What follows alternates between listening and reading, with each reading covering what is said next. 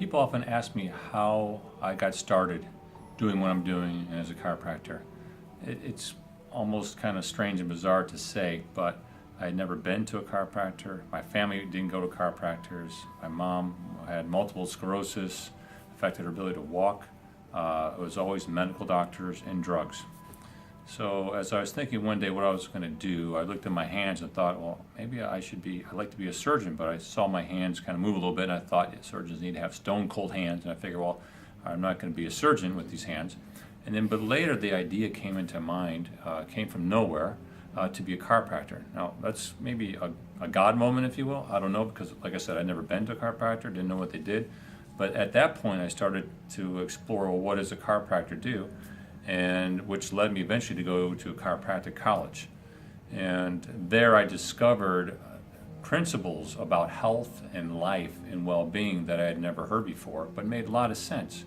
And one of those principles happens to be the principle that there's a wisdom in the universe. You can call it God or cosmic intelligence, divine wisdom, but I'll just call it God, that gives all things its property and intelligence and wisdom and keeps it in existence.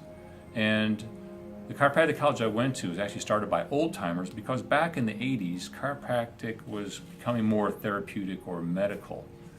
And this school was started by old timers to put the spirit back in the teachings of chiropractic about this intelligence and this wisdom.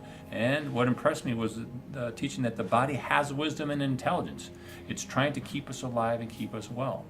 So for an example, that would be someone that produces a fever. Now, back in the 80s, when people got fevers, it was common to suppress it, use cold compresses, take medication, freak out, the body's going to die, which many people still have that thinking.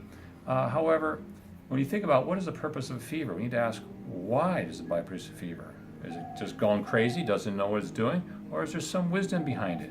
And as we've come to know, it kills off infections, perhaps even fights off cancer.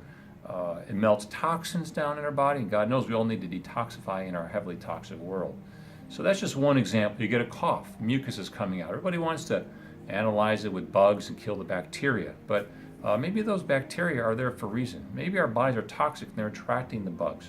So I often say, you don't get rats in a clean alley. Well, you don't get bugs in a clean body. So the body is getting rid of toxins and impurities, and the more we can help it to create the energy and create the energy flow, the immune system works better, we're happier and healthier, we're more productive. In other words, the body takes care of its own business a lot better. It doesn't need a lot of outside help.